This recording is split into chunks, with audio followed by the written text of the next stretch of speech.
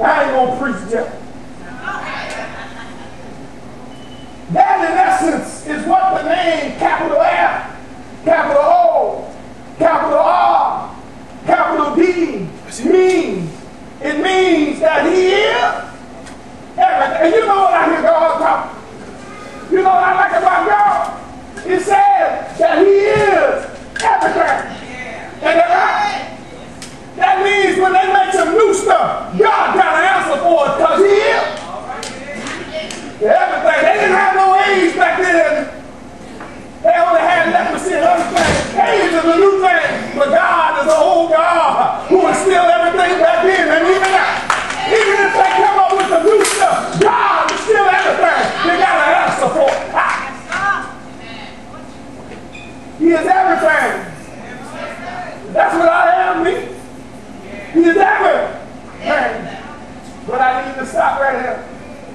Even though God is everything, yet we complain. I didn't think about it. Somebody said to me, they said, Pastor, you sound like you complaining. I didn't think I was. But maybe the way that I said it, and you know how we don't like to be wrong. None of us do if you tell the truth about yourself. You know you don't want to be wrong. But if you tell the truth about yourself, do you complain? Because I had to stop and think about it for a minute. But before we go any further, let me explain to you what the word complain means so you can determine whether or not you do complain. The word complain is best defined by Webster's New World Dictionary, where it says it is to find fault. It is to object to something. It means to be against that which you have targeted as your complaint. In other words, as simply as it can be, the complaint says you got a problem with whatever you put in your mouth on. You got a problem with whatever it is that you're talking about. The complaint means you don't like something. And whatever it is that you don't like is what you put your complaint against. And so I've come to find out that saints, even though your trust is in the Lord, you complain. Even though he's everything, you complain. You know you complain. Can we walk down the complaining lane? You complain about your job. You know you complain. Folks get laid off every day and you still working butt. You know you complain about your husband and you complain about your wife. You complain to anybody that listens about your husband, about your wife. And you know what's funny to me? You complain to folks that don't have no husband or no wife. Complain when he come home, he smell bad. Complain when he get up in the morning, he smell bad. But you know what you missed in your complaint? You said when he come home, oh, you caught that super head. You know what else you missed? You said when he get up, he got up in your bed. But you complain. You know you complain. Complain about your children. Oh, I want to have fun with this. I don't know why my children like going down to that church. All they want to do is go to the...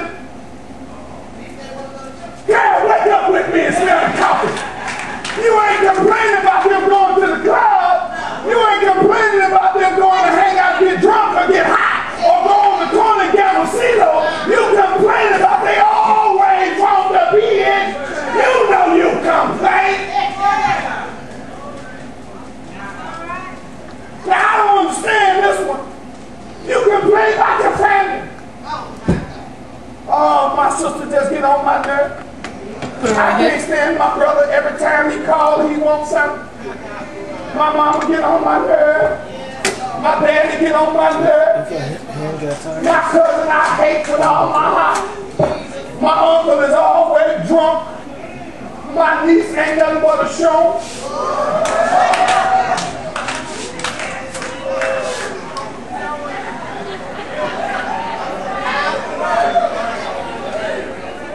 Am I talking to anybody? Can I go a little bit further?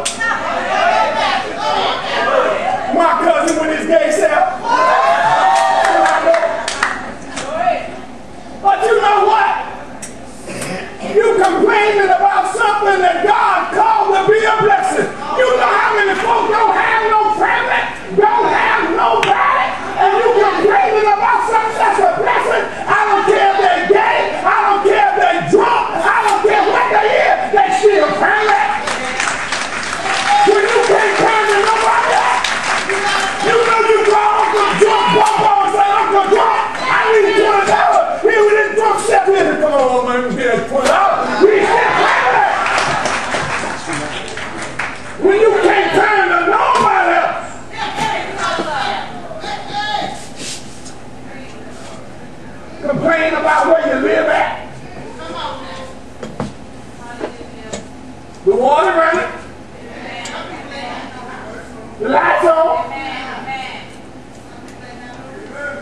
When you close the door, the lock work. Food in there. Jehovah Jireh. Food in there. The bed to lay on. And if you do proud lying out of slept, there's a floor to lay on. Amen. And you complaining. Always looking past your blessing. God, I don't like this place here, God. I know you're going to bless me with a better place. Sometime under the bridge might be a better place. Keep complaining. Complain about money. Now, I would talk there. I ain't going to. I was on the basketball court. Y'all know Friday morning. And we was talking about dollar bills, and the only place they show up is in church. You know what I told them? I said, that let you know church folks got money. They said, how is that, Pastor? I said, because the dollar bills represent change. That's what's left over. They got money. You complain about money? When God even leaves you with some leftovers to put in the tax, you might not have as much as you want. But I want everybody here that broke, raise your hand. Oh, you ain't got no money nowhere, huh? Oh, I thought so. Especially the women, you got some in the cross kid at the house. You got some in the voodoo black kid at the house. You got some in the black shoe, the blue shoe, the green shoe, the red shoe, and your red. Oh, God. You know you got money. Don't nobody have money. Y'all women got money here and everywhere. You got mad money. And you complain. Complain about the car that you drive. I'm going to get on through this. Complain about the church. Come on. Complain about the church. Come on. Complain about the church. I will really bless y'all. I don't care how raggedy your church is. Because God is a man that does not lie. He stands on Deuteronomy, the 12th chapter. And he says, in such a place that I put my name, there shall you bring your tithes and your offering, and whatever you put your hand to, you and your family shall rejoice. So I don't care what your church is like. If God said you're supposed to be there, your raggedy church is your blessing place. As long as you do what God says in the place where he said you're supposed to be, your family and you are going to be blessed. Why you complain? Complain about your brothers and sisters in the church. Come to church to complain. You don't come to church to hear God. You come to complain about what shoes pastor gonna have on this week. You come to complain about what sister so and so gonna be wearing. You come to complain that brother so and so have gotten a new car. You come to complain about the sermons that the pastor preached. You come to complain about the praise song, the songs that the praise team sang. You come to complain that the musicians is always late. You come to complain about who's sitting on the pulpit, who's sitting on the pew, who's standing outside the door, who's in the kitchen, who's in the bathroom too much, who comes up into the offering line too much, who's in the media department, why the air's on, why the air's off, why the lights on, why the lights off, why church started 2 minutes and 30 seconds too late, and why church running too long. Y'all know you complain.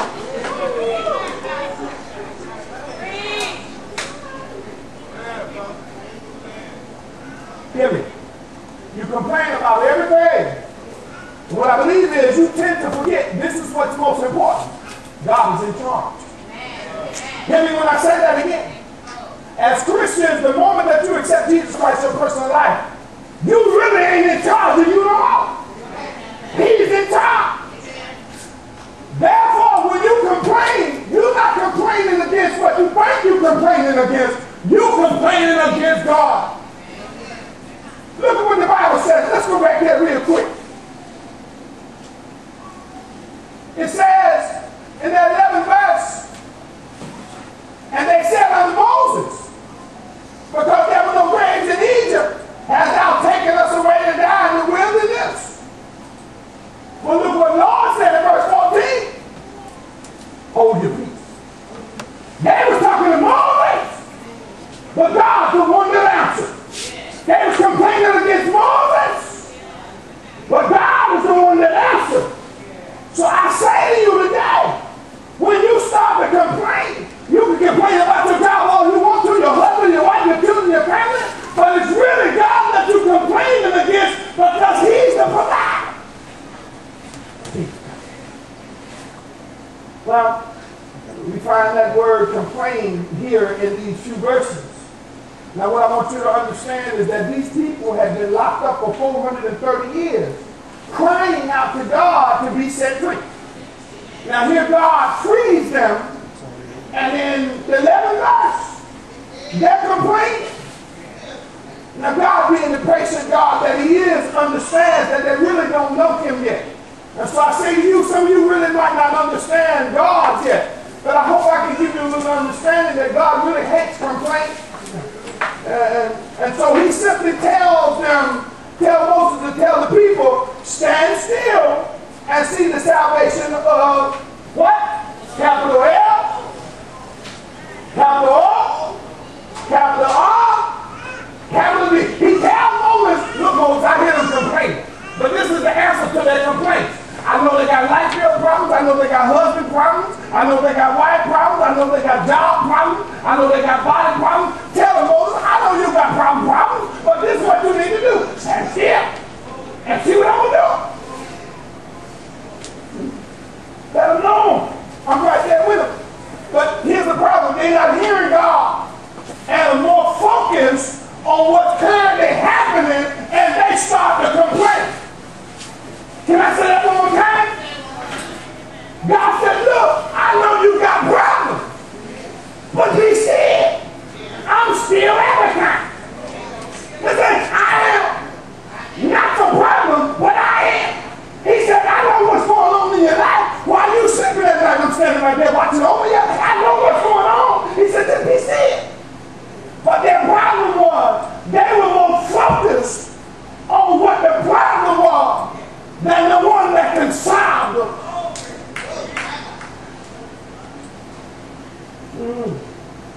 Hear me now.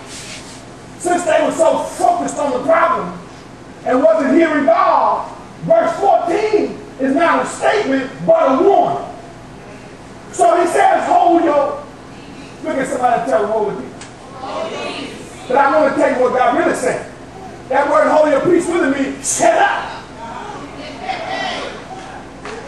Look what God said. A couple of verses ago, He was being patient with them.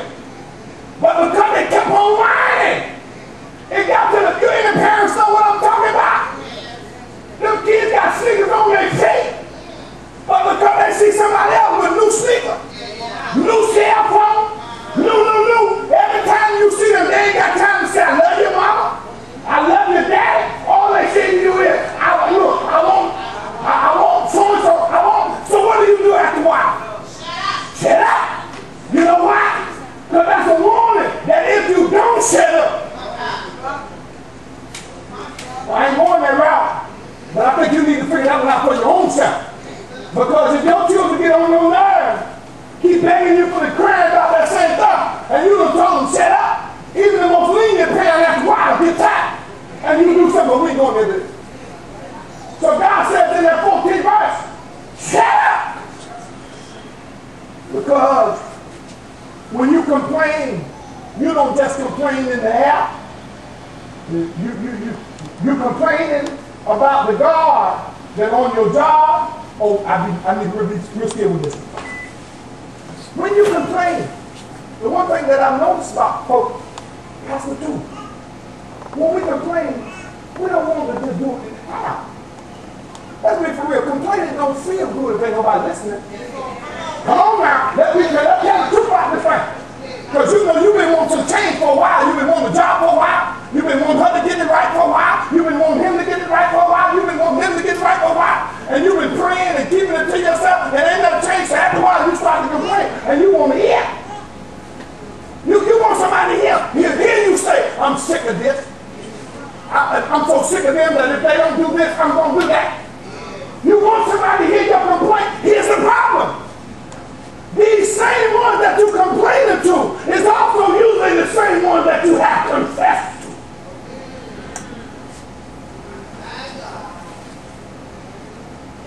I know God gave me this job. I know God gave me my husband. I know God gave me this woman, my wife. God gave me this car. God gave me this house. And now when you can't pay the bills for the house, can't pay the bills for the car, the husband ain't who you thought it was after all this money. Yeah. The wife and first thing you do is the same one that you confess that they were and it is and from, now you go back to them same. Now my question to you is, how do you think God feels? You just confess that he is, I am, and now you turn it around and saying that he ain't. I think y'all got that. Good. Good. So he says, set out. What you have to understand, I'm going somewhere, is God has a plan for all of your life. So I know God got a plan for me. Here's the thing. He has designated a route for you to take. And when you complain or go against the route, there's no telling where you made it. See, what the Israelites did not know, and what you don't know is God's plan. And he's not going to tell you his plan. What he says is, trust in the Lord with all thy heart. Lean not to your own understanding. He's not going to tell you his plan. He's not going to tell you how many hills you're going to have to climb. He's not going to tell you how many valleys you're going to have to be in. All he's going to say is just follow me.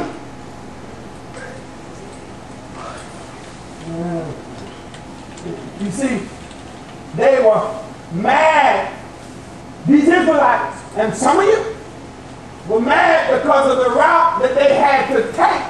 And they started complaining. And it became a habit for them to complain on the route that they were on. For the whole 40 years that they walked in the wilderness on the route that they were on, all they did was complain. Stay with me now.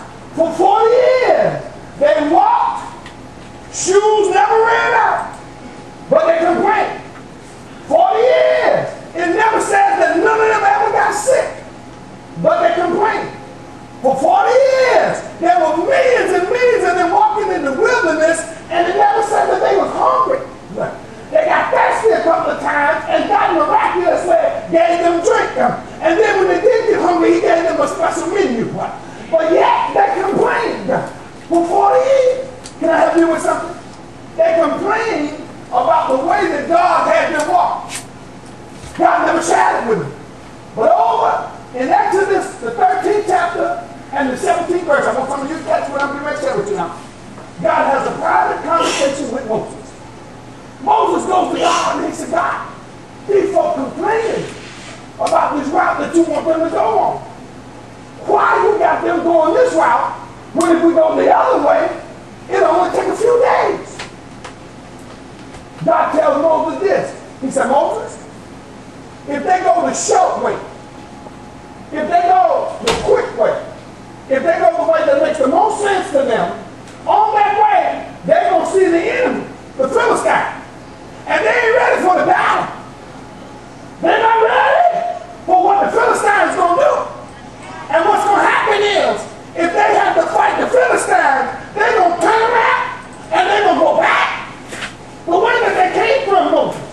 And so instead of me losing them, because I'm trying to take them somewhere, I know the route is rough, but I'm trying to take them somewhere.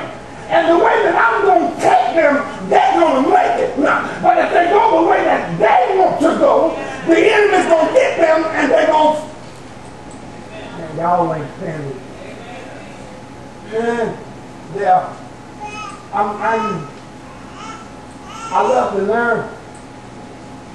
And I love animals. I love nature. I don't get to spend time in nature. I'm not the kind that will camp out in nature. I don't like the bugs and the snakes, but I love nature. And I was watching one time and did a little study on some trees. I believe they're in California, in Oregon. And they're called redwood trees. And the thing about redwood trees they're just awe-inspiring.